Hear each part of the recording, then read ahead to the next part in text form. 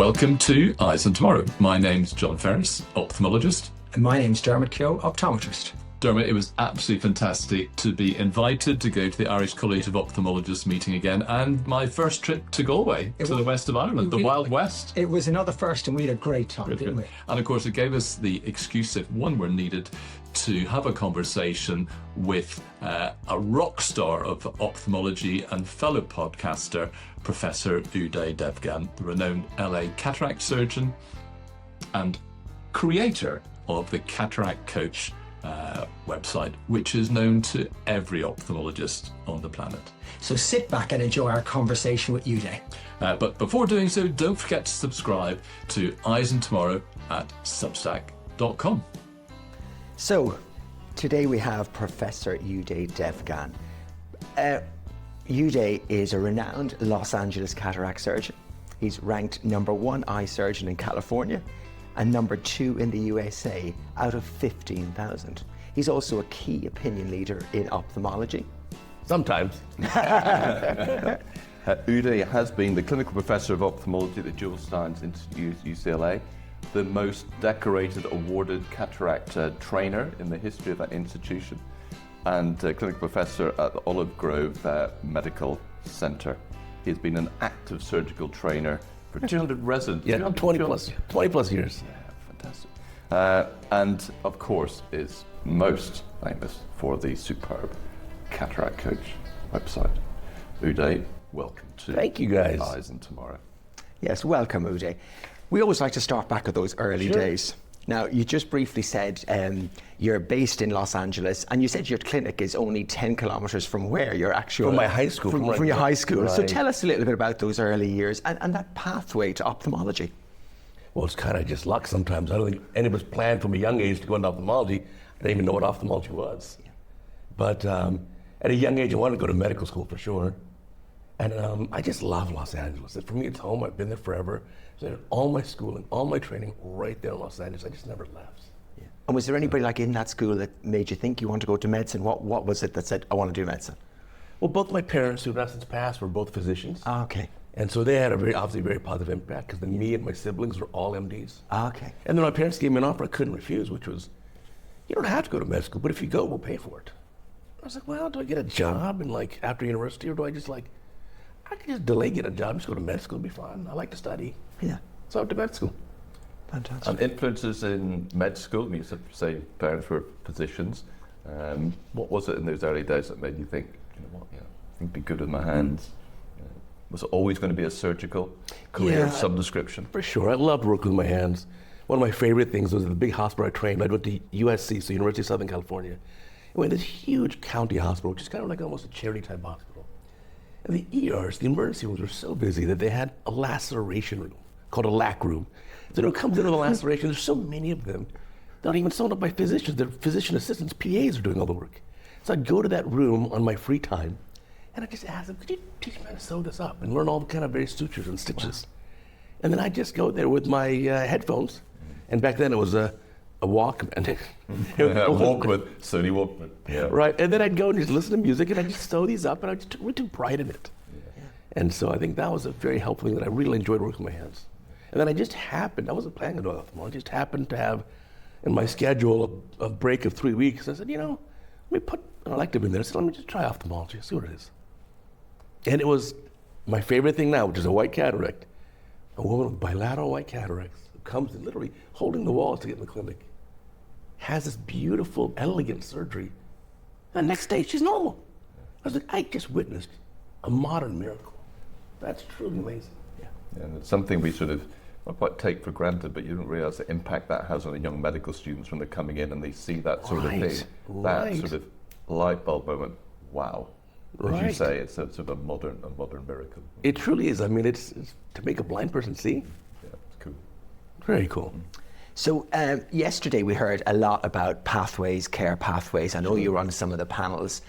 John and I work in the UK where we've had a really good integrated pathways with optometrists and ophthalmologists for the last 35 years or so.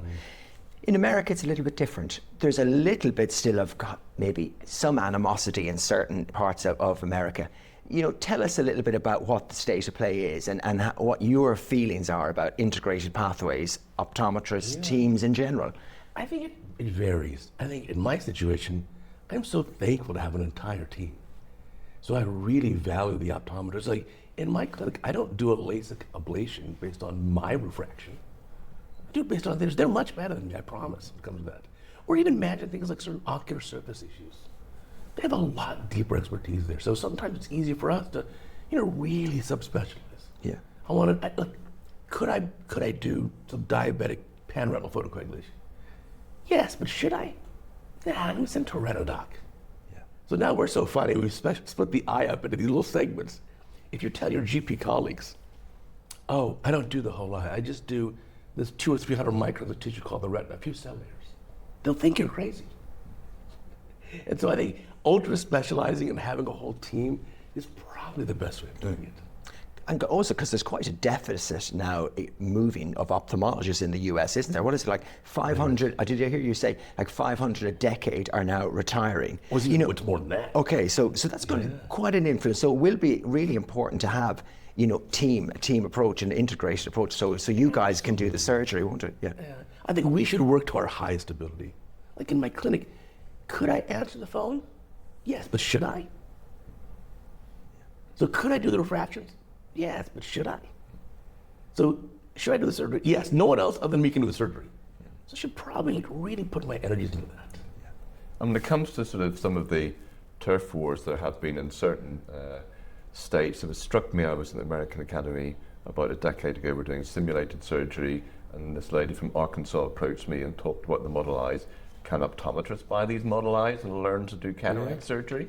I thought, well, I suppose they could, but because I'm really worried they might want to do cataract surgery. So the encroachment of optometry into areas of ophthalmology traditionally undertaken by ophthalmologists. In England, UK, nurses do all the intravitreal injections. Right. Optometrists are running emergency clinics.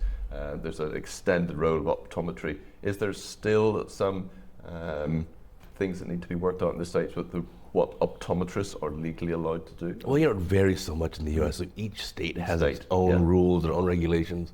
In fact, I only have a California medical license. I can't practice one state over.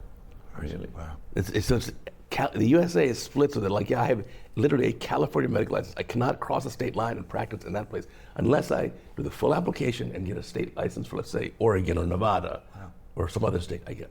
So everyone has their own rules.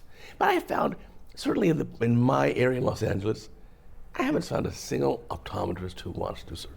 Exactly. Yeah. And I don't know too many ophthalmologists who say, I want to specialize in refractions. Yeah. So I don't think this is much of an issue. Yeah. At least not for me personally. Yeah.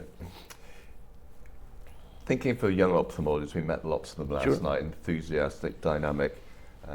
What would your sort of advice be when they graduated, they're thinking of setting up in practice? In one of your podcasts with Instrom, he talked about the 5 A's. Right. What are your thoughts if you're setting up in practice? What to be successful, in whatever sphere it happens to be, medret or cataract or whatever? What are the sort of generic things you would say to them? First, it takes time to get busy. You can't just be busy right out of the gates. But the momentum, like a train, like a locomotive, it takes time to build up momentum. But once you have the momentum, unstoppable. So give it time. Don't be in a huge rush. Sometimes one of the surprises during your training, your residency, your fellowship, you did so many surgeries because they're all handed to you. And then you're ready to practice in the community, your surgical volume drops dramatically, at least for the first couple of years. And that's a bit of a surprise. The other thing is, just give the treatment that you want to receive. You know what we learned when we were 5 years old? Do unto others. So if I treat every patient when they come in, what advice should I give them? Well, if that was my family, or that was me in that chair, what would I want? And if you treat everyone like that, they can tell. They can tell. And that you will never get better promotion in practice than word of mouth.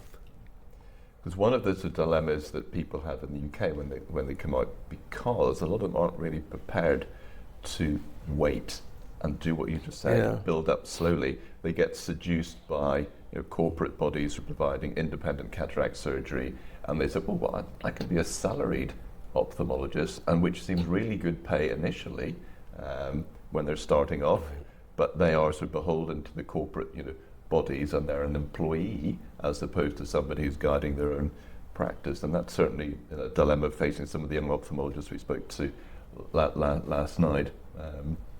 What were your thoughts on that? You're in the American system where 80% of doctors now aren't in their own independent practices. It's changed a lot. So ultimately you got to figure out what's the right fit for you.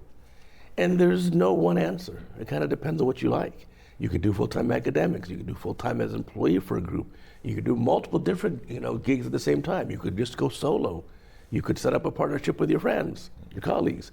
There are lots of options. And I think not to exclude anyone, and then also keep in mind your first job is kind of like your first girlfriend or boyfriend. They're great and all, but may not be the one you're with forever. And that's okay. Right, 100%. Because you have to keep evolving, don't you? You do. You do, and you might learn different new skills, and I suppose especially you're in that 5 A's, you've got to, have be able to do a couple of different things as well, don't you? On that. Yeah, for sure. You got to keep evolving, and you got to keep reinventing yourself. Like I no longer teach residents directly around the age of 50-ish, which is relatively early. I actually retired from the emergency system. Good for your coronary arteries. Good. Yeah. No, I miss the residents. I do. But there's only so much you can do. So to do the Cataract coach and do stuff with our project companies like the robot company or the AI company, time in the week, you got to split it up somehow. Yeah, absolutely. You're in Beverly Hills. I'm in the Cotswolds. Patients can be demanding in both those parts of the world. Right. And I suppose managing that patient expectation when they walk in through your room. What are the kind of red flags you look out for maybe a patient you're not so sure about? Well, I think the most important thing is just make sure their expectations are in line with reality. And every so often, I'll have to tell a patient, I'm not the surgeon for you. And they're very surprised, like, why? And I say, well, I know the limitation of the surgery. And I'm very confident that the surgery is not going to give you the results that you're expecting. So I can't make the surgical skin leak, but we're already very close to the top there. I got to reset your expectations. Right? As long as my results are better than expectations, you're happy. But if you have some unusual situation where your expectations are ridiculous, I'll often joke, I'll tell a patient, Beverly Hills, lots of plastic surgery, right? Lots of plastic surgery. I say, madam, you're 70 years old and you've had a beautiful facelift, but does anyone ever think that you're 25? Oh, no. I look better, but I don't look young anymore. I said, I can make you see better, but I can't take your 70-year-old eyes and make them like they were when you were 25. So if you're willing to work with me, I'll definitely have you see better. But it's not going to be perfect. And it's not going to be you have when you're young. Any more than the plastic surgeon does not make you look 25. Yeah. And then that they kind of get. That's a nice. That's a really, really nice isn't analogy. Yeah. And what do you do in your practice then to help educate patients? Because I'm sure, like with us, they've been on Google, they've read stuff. Some of it might be right, some of it you might not agree with. What's the way that your practice prepares them for the myriad of choice of intraocular lenses to help steer them to the right lens for them? What's your approach? So, as you can guess from Cataract Coach, I love videos. Yes. So I actually made a patient education video of like 15 minutes or so, which we emailed to the patient prior to them coming to the clinic for their first appointment. And the nice part is they can watch it as many times as they want. Instead of me trying to explain things with my hands and a monocle, this video has like animations and it shows exactly this is what a cataract is. Here are kind of your options. And it sets very reasonable expectations. I set expectations that like you will for sure exceed. Yeah. And then so patients often will say, you did that multifocal or trifocal lens for me. The video showed way more. I don't have that much glare. Mine's actually way better than that. I was like, why, great. Yeah. Arthur Cummings said that to you, didn't he? In one of his podcasts, he was just saying. I know John does this all with his clinics, but Arthur was saying the other thing as well is they know you as well. Right. They know they've met you, and that's the key. And nearly when you say how you doing, they've already said, oh well, I know you, Uday. How you doing? Nice to see you. They've got to know you, and already you've built that in. So I think that video is so important. I've had it in my practice for a decade, where they'll watch first contact with my PA. Watch the videos, hi, I'm John Ferris, this is what I do, this is what's going to happen when you come to the clinic, all video based. They watch the videos and talk a little bit about, the different lenses, the diagrams, the animations, and there's probably, 45 minutes of video, And by the time you're chatting for the first time, you're really talking about lifestyle, hobbies, rather than the complications of cataract. They've done all that. They've done their homework already. And as Dermot said, they know you. So we're talking right at the start about how valuable your time is. But if your chair time is reduced, they're already well educated and informed, and you're underselling and overperforming. That seems to be key, doesn't it? So they say, well, it's better than you said. Oh, fantastic. And then I'll also give them my email. I'll say, if you're like me, on your drive home today, you're going to think of a question that you forgot to ask. Yeah. Reach out to me directly. Or a cell phone number. Very often, yeah. Absolutely. Yeah. So when you have that patient who, despite all of this, God, I really want you to do it. So well, I'm afraid. I remember the phrase you used before when I spoke to you. That afraid my surgical skill set's not going to meet your expectations. Right. And they say to you, stuck it. Well, who shall I go and see then? Right. You came up with a lovely phrase I spoke to you before. Oh, yeah, listen, you can't figure it out for yourself. Google's your friend. Exactly. Dr. Google is your friend. Yeah, but I think it's these Gemini or ChatGPT or Claude, but you got to do your own homework. But and oftentimes a patient will kind of reconsider and have you know what, it'll come back another visit later, a month later, and say, I've kind of done a little more work here. I get it. I need to be a little more realistic. Eyes on Tomorrow podcast is supported by Topcon Healthcare. The Topcon Théa combines Placido-based corneal topography with a comprehensive dry eye suite. The dry eye suite is fully aligned with TFOS, JUICE 3 and features non-invasive tests such as Tear meniscus height, blink analysis, lipid layer myopography, lysomen green, and fluorescein imaging. And the fluorescein imaging in video is a particular favourite, I find. It uses many of the popular grading scales, all of which are integrated, including the OSDI-6 as recommended by JUICE 3 and also the DEQ-5. So this finally generates a brilliant structured report. And so for anyone thinking of having a dry eye practice or setting up one, this is an invaluable piece of equipment for your needs. So if you get onto Cataract Coach, obviously one of the huge influences in your life is a surgeon that you never trained with. Right. Bob Osher. Bob Osher. Bob Osher of videos and Cataract Journal that he set up 40 years ago. And as you said, in the days of VHS. Right. So when you sort of embarked on this journey, was it something that's just evolved to today when it's the 2,928th video consecutively, in case you didn't realise? What did you have in your mind when you thought, well, let's actually start this video journey? Well, I think Bob Osher is the godfather of ophthalmic surgical video, and I learned so much from him. As a resident, I'd hunt to find those VHS tapes in low definition, right? And I'd just take them and watch them over and over and over again. And I didn't have a copy of it, so I just had to kind of remember and take notes. But it opened my eyes to things I didn't see otherwise. Like my faculty members were doing like one-handed phaco, and then I saw a video of Osher's where he was showing Nagahara in Japan doing phaco chop. And I was like, that is magic. I was like, I gotta learn this. And I remember buying a chopper with whatever pennies I had at the end of the month left, which was at the time so expensive to buy this little stick. And I just tried and learned slowly but surely. You get there. But at the time, there was zero faculty member using a phaco chopper. Zero. And one of the things you've emphasized throughout your teaching, Uday, is that if you're still performing cataract surgery the same way as you did as a resident, you're 10 years down the line, you're really not doing yourself a favor and your patients a favor. You should be constantly evolving, and that's what Cataract Coaches enable. Correct. So yeah, in an ode to Osher, I wanted to definitely make my own surgical videos. And I learn a little differently. It's hard for me to sit through a full hour or 90 minutes of a video. But give me 4 or 5 minutes. That's a digestible bite that I like.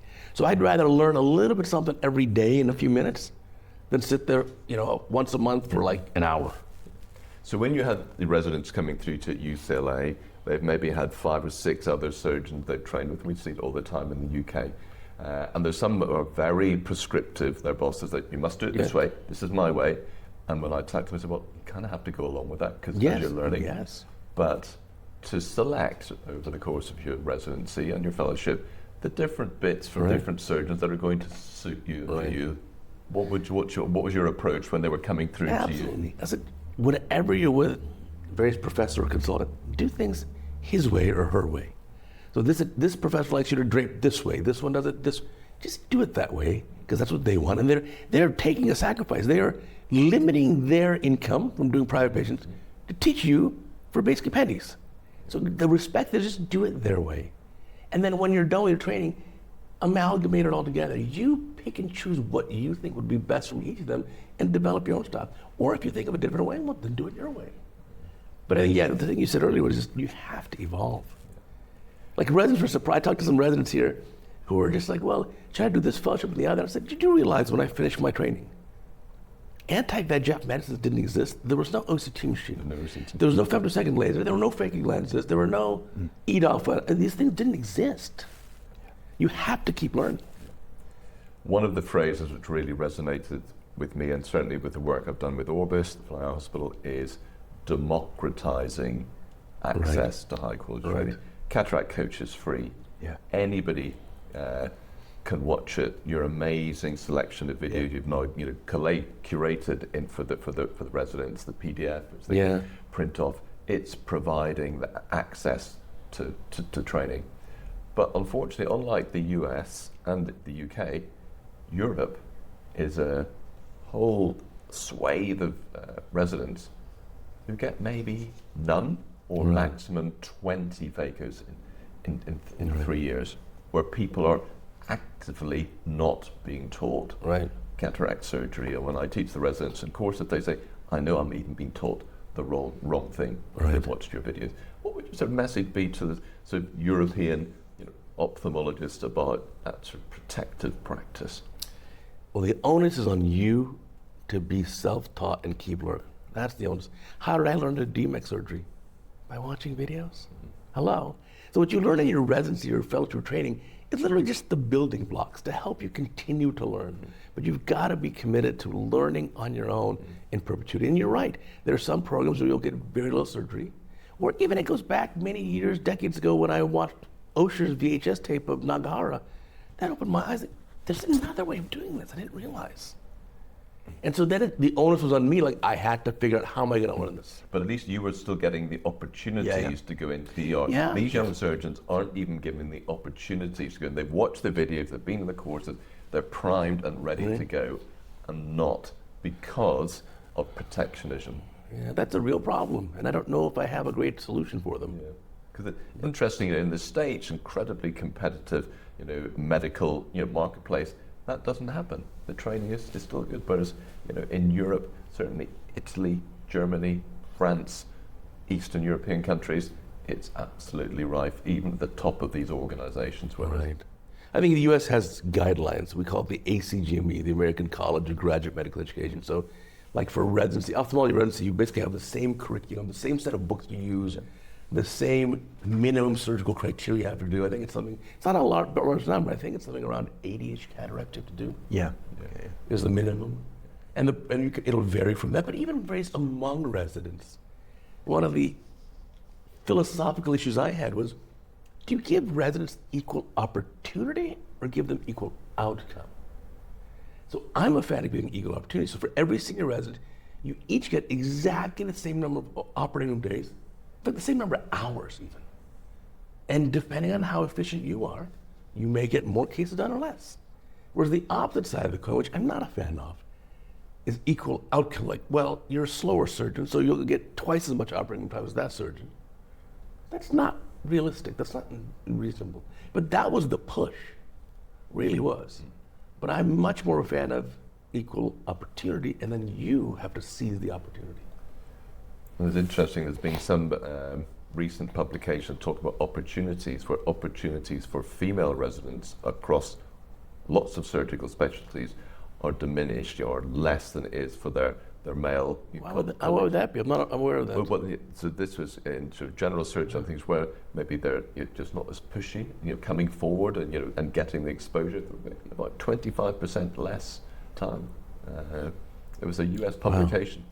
Wow. Because they're not being given those opportunities. Wow, so yeah. Obviously didn't happen in UCLA. In our setup, I made it literally to the hour. You have identical amount of opportunities. That's great. To the hour. So going on from nearly what you were talking about, you know, maybe some surgeons not having the numbers. Your talk yesterday was brilliant, by the way, so thank you. Complications do occur, such as like a PC rupture. Sure. You know, tell us about when complications do occur like that. What do you do? What's your approach?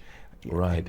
So for me as a surgeon, you're 100% of surgeons are going to have complications. No matter how good you are, how experienced, maybe you'll get the rate very, very, very low, but it's never zero. So the complication happens. The problem you always get is psychological, mental. Oh my God, look, this happened. I need to fix it right now. And you're a little bit pressured. A better way is stabilize the situation. Let's say you break the capsule, put your viscoelastic in, stabilize the thing, don't let any prolapse happen. Come on, guy, take a second, catch your breath.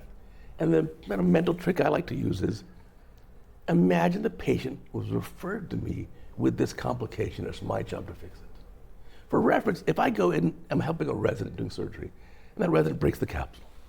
When I take over and let me help finish this case for you, I don't have any tachycardia. My blood pressure doesn't go up. I'm just relaxed. So if I treat my own situation like that, take a second, like, okay, let's think calmly here. This patient referred to me. What do we have here? We've got a little bit of cortex off in the bag. We got an open posterior capsule. Here's what we need to do.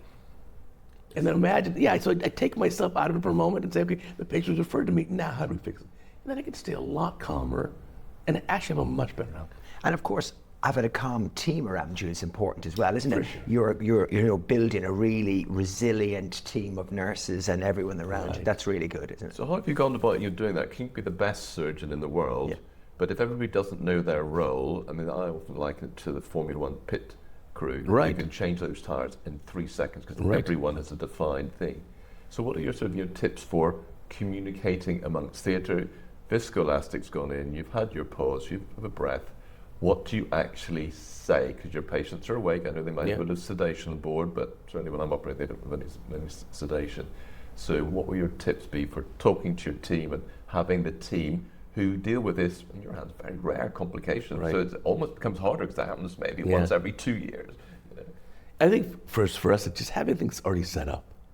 We have a little tray with the things that you're going to want for this. The antivitrectomy probe is here. The triamcinolone is here to stain the vitreous. The Myocol is here. Everything you want is already there. So in this cap, it's like, bring out the red tray, and now all the supplies are here. So that instead of having to hunt, where's this and where's that, and certainly just running around all over, it's all right there. Because the patient experience, you spoke yesterday about just saying to the patient, the procedure's going to take a little bit longer, you be comfortable, make sure there's enough anesthesia on board. So when they come through at the end of the case, you explain to them what's happened, they haven't had a psychologically traumatic experience. You're much less likely to be sued.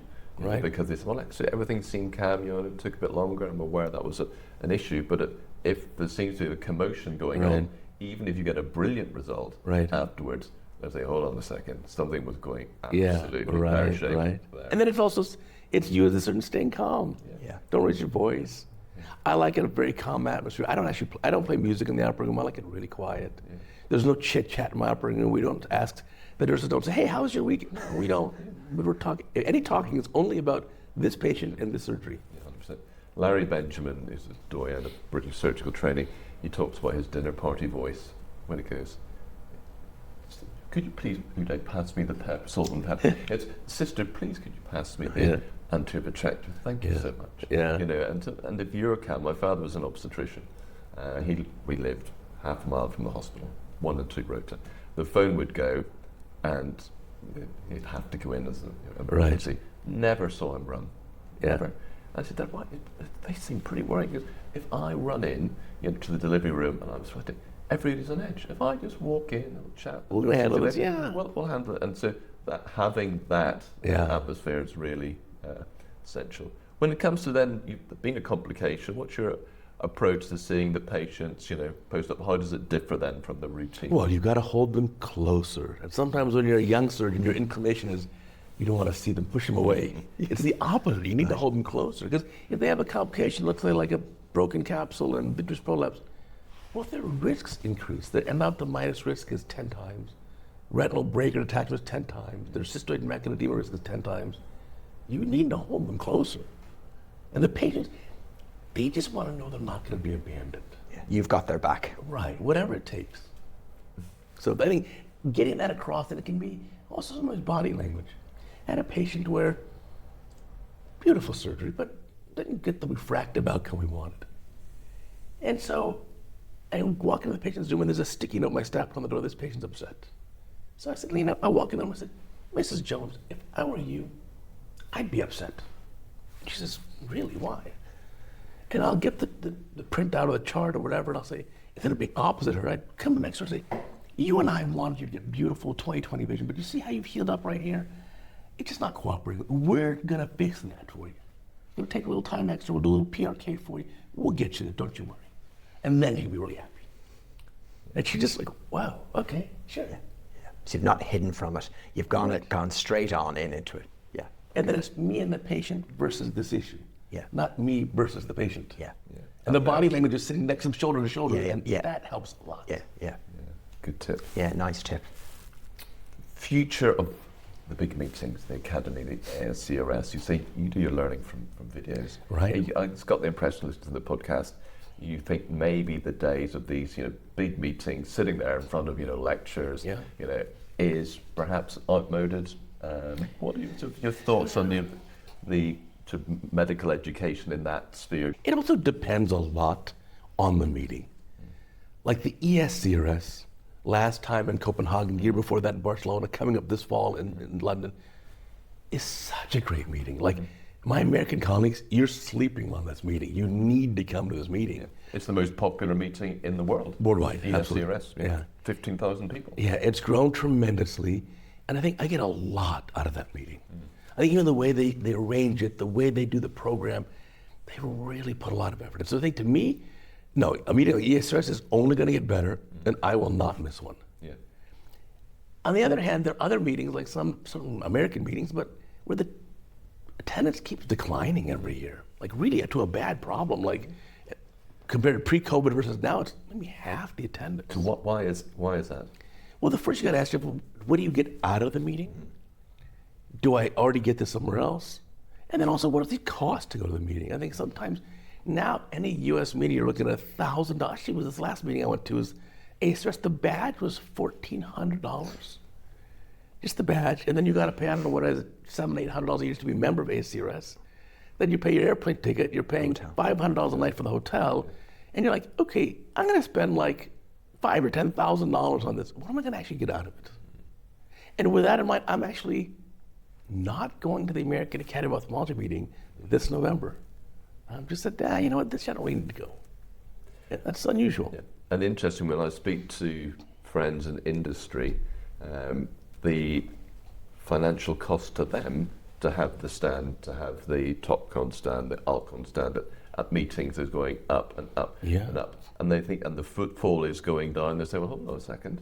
Right. These sums aren't really working for us. Right. Anymore. And then that becomes a spiral of decline where fewer exhibitors, the ones who do go, their costs are going up, fewer people are there. But ESRS seem to have really hit the sweet spot. We've got fantastic trade, exhibition, lots of colleagues, and of course, probably the best thing I think of going to meetings is you meet your friends and colleagues and have a chat. I had this case. What would you do here? Yeah. And you bounce ideas off each other, running similar practices to yourself. Right, meeting your colleagues in person, I think, is huge. And that's probably the saving grace of any of these meetings, because that's where you really get the most enjoyment. But also, as you said, pulling someone aside in the hallway, just getting a quick kind of curbside consult is very, very useful. But it's all evolving. Like, I used to read magazines 15 years ago. I don't get a single magazine sent to my house anymore. But yet in the ophthalmology world, we're still magazine-based. So I think the shift has to be towards like, no, how do we want to consume media? And this is especially prevalent in the young population where they want to consume media with video and not long form, short form video. That's what they want. Yeah, and you've just brought it straight on. You know, you're huge in Instagram, YouTube. You got 2.5 million views. You know, getting that sound bites out to that young ophthalmologist. Tell us about that. What the importance of that? So I actually studied this very carefully. Right. And so each of the platforms actually has a different sweet spot in age. So I don't do TikTok. because that's tend to be people who are like in their teen years. And you shouldn't even know how to spell ophthalmology if you're a teenager. I don't want you as my audience. I want you to actually be, at a minimum, in medical school and interested in ophthalmology. But I want you to be like a young ophthalmologist in training, a resident, a registrar, a fellow, or a young physician in practice. So if you look at the age group, my biggest age group for Instagram is 25 to 40. And people who are my age are actually just a very tiny fraction. But if I look at YouTube now, it's a little bit older. YouTube, my age group is probably 35 to 55. Oldest is Facebook.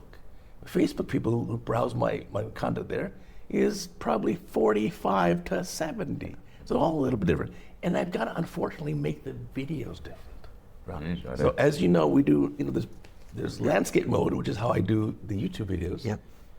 And in YouTube, I have about 30 seconds to catch your attention before I see what's called a decay rate. At the start of the video, they'll give it 30 seconds. If it's nothing good after 30 seconds, they're gone.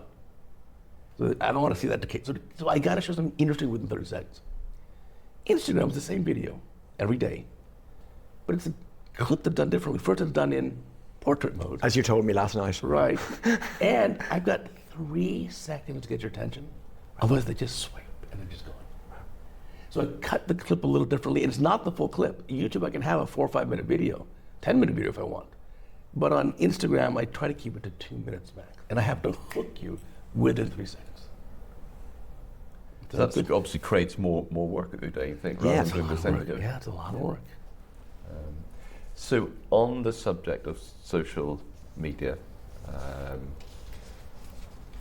what would be your thoughts of using social media in your practice? Because it seems to be a double-edged sword. When we were interviewing Arthur Cummings in the Wellington Clinic, he kind of joked with us. He goes, "I'll let you into a secret." Great. Okay. Secret, because it's all about word of mouth. Yeah. Word of mouth, right? But, and even he was saying, we're chatting recently, there is going to be a bit of a social media presence even for the Wellington clinic. So what are your sort of thoughts on the use of social media amongst medics, in general, things to be aware of and just to look on? Yeah, so look at me. If I want to choose someone, let's say I had a shoulder injury from weightlifting and I want to find a good physical therapist, I'm not going to find it on social media. That's not what I'm going to use. So I'm just thinking patients aren't going to do that. I don't have social media platforms or accounts for my practice. I only do it for Cataract Coach. And I don't want patients to even watch it. The videos are for other ophthalmologists. Yeah. But I agree with Arthur 100%. It's all word of mouth still. Yeah. And it's funny, my competitors in LA and Los Angeles, I hate to tell them, all your paid ads, because on Instagram it says ad, they come to me. Because my feed is all eyeballs. Yeah. So I get fed all the, and I'm not going to come to you for LASIK. I know you're putting a lot of money advertising, but is it really doing anything for you? And celebrity patients, sports star, pop stars, especially in the LASIK refractive world. There's a lot of clinics in London where they'll have somebody who probably have the treatment for free, and then doing that. I think it was all. It's a little weird for me. So I'll tell you, I've probably done more Oscar winners for eye surgery than anyone else. And you know what the funny part is? None of them want people to know. They're not. So it's, and the other thing too is, okay, so you have this really incredible movie star, very famous. She doesn't know anything about ophthalmology. No. You should be more impressed that last week I did surgery for my 90th ophthalmologist. And when the surgery's over, I give a video of the surgery. Because I know you want to see it. Here's a video. Yeah, and that's saying something when the guys come to you. Right. It's when colleagues come to you, isn't it? Or you ask, people often say to me, my dad's got a problem with his hip. Do you know the hip surgery? I said, not really, but I do know the lead nurse in orthopedic theatres. Right. I'll go and speak to them. Yeah. Who would they get to do their hip? And you go, okay, they're pretty good. That's a good judge. Great way of doing it. Yeah. Absolutely. The Eyes on Tomorrow podcast is supported by Théa UK. So in our practices, Dermot, we come across many patients, both in my paediatric and adult practice, who've got ocular surface problems. And of course, there's a wide range of lubricants we can choose when managing these patients. There are absolutely lots on the market. I think we all agree, though, with Théa's Duo is a great product, don't It's we? a great product. It contains trehalose 3% and sodium hyaluronate 0.15% in a preservative-free formulation. And this also protects the epithelial cells on the ocular surface, improving the resistance to daily stress of dry environments and tear film changes in a dry eye. It's a very high water retention capabilities with both bioprotection and osmoprotection properties, and the sodium hyaluronate adds moisture by retaining water to hydrate and lubricate the surface of the eye. And as with all of Théa's preservative-free medication, it comes in the most widely used preservative-free bottle in the world, the ABAC system.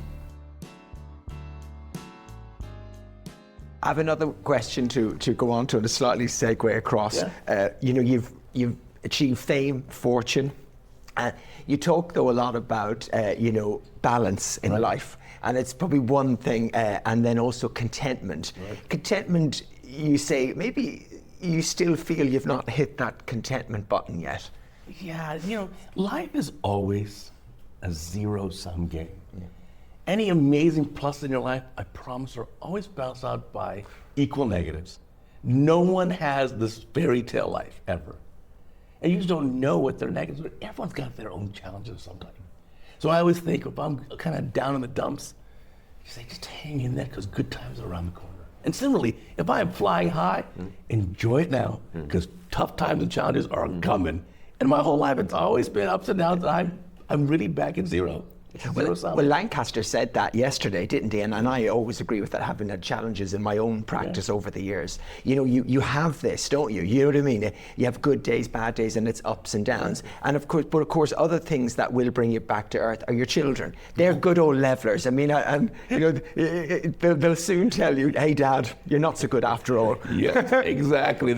Your kids will humble you, that's for sure. That is for sure. So it's nice to have them. So your children are, one's a medic, is that right? Both are medics? Yeah, both kids are in med school. Yeah. My daughter's actually graduating in a couple of weeks. Yeah. And then my son is about halfway through. And what a blessing. And again, I gave them the option. I said, if we go to medical school, I'll pay for it. You don't have to go. And then they're very happy, obviously. So we'd like to finish off the podcast with a few sort of unscripted, not that this has been scripted, but you've been asked these questions before. You love your exercise, you're in the gym, you talk about your powerlifting. Tell us a little bit about the importance of exercise and just in your life and how you feel about that energizes you. Yeah, it just gets the stress out. I've enjoyed lifting weights since probably as a teenager, so we're going on 40 years here. And it just when I'm done, it's just, you feel great. I kind of like feeling like even yesterday I worked out at the gym here. I'm just a little sore like that. Feels great. Yeah, makes me feel happy. So it gets the stress out. I think it's very helpful for you. Obviously, as we get older, we now know that the most important thing you can do is actually resistance training. Yeah. And then the other thing I love to do is I love to ride my mountain bike, and I'm not a great mountain biker by any means, but riding a bike is the closest thing I know to feeling like you're 10 years old again. You just feel like a kid. The joy it brings. Going down the hill on a bike is like, what a pleasure. You've got the climate, close to Malibu. So you've got the hills there, some great trails, I would imagine. Yeah. So that's your cardio, is it? Yeah. You're not on the bike in the gym. You're not there on that. No, I don't ride a stationary bike. I need to go somewhere. You got to go somewhere. Yeah. So that's your sort of secret cardio workout. It's not all just the. Yeah, and if it's anything kind of challenging, I actually wear don't laugh, I wear a full face helmet. I wear all the guards because I just cannot risk. These are kind of important, these little things. Yeah. Or the noggin too. Oh yeah. But if I'm just around a simple trail, I just wear like a regular bike helmet. But if I'm doing something a little sketchy, like full face helmet.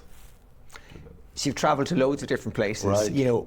Have you a particular destination, have you a particular country that you think, wow, yeah, I love there, that's my favorite place? Wow, that's a hard, I always love going back home.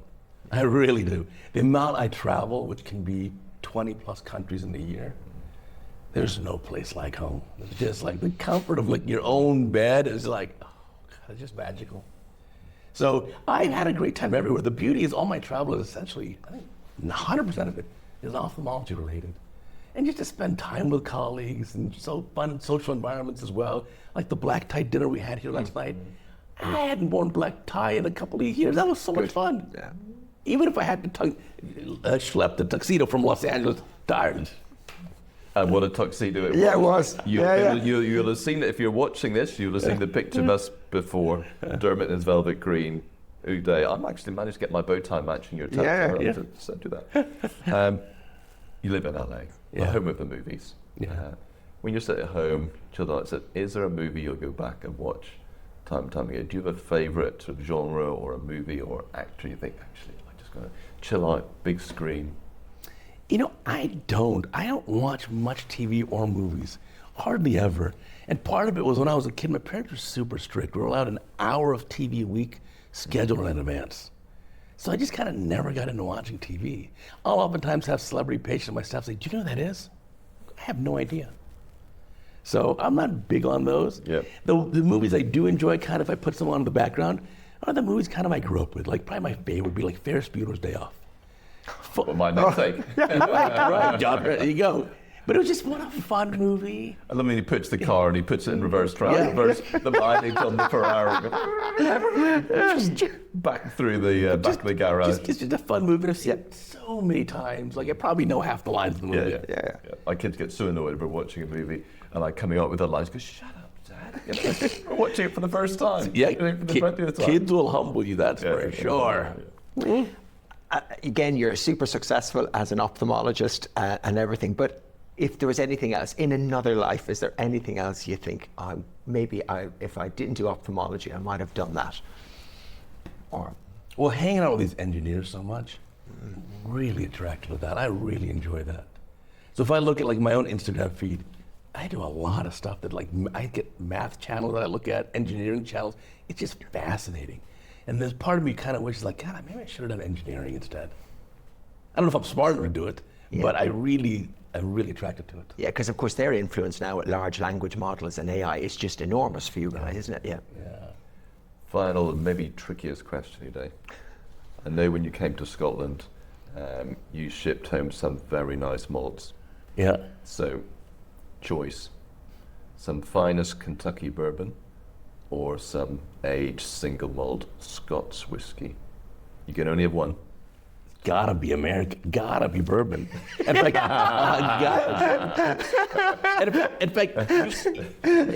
the rest of the world likes it too, because even here in Ireland, or if we're in Scotland, where are the barrels coming from? They're used bourbon barrels. Exactly. Oh, And if you had to select one in your collection at home, if there's one you think that is my favourite, or does it depend on the mood?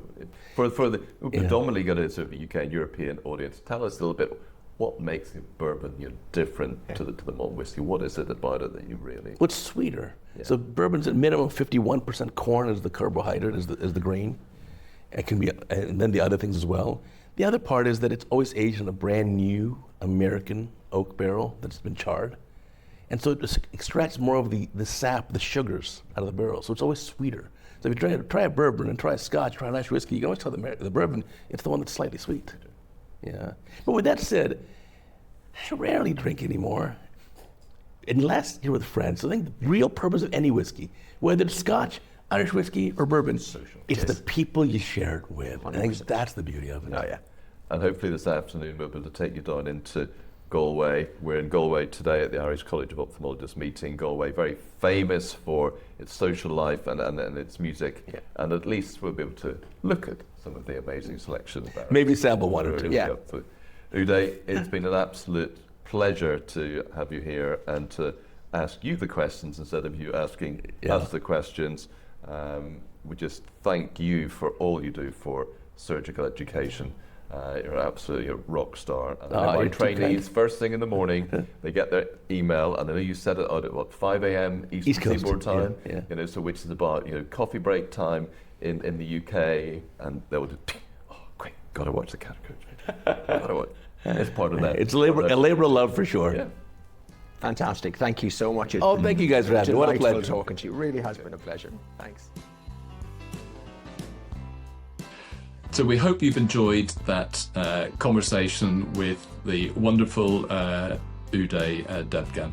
And don't forget to subscribe to Eyes on Tomorrow via eyesontomorrow@substack.com for access to the bonus audio for every episode, and this particular episode, Uday talks about his experience of robot-assisted cataract surgery, the accommodating IOLs that he has been working on, and also his thoughts on femtolaser-assisted cataract surgery.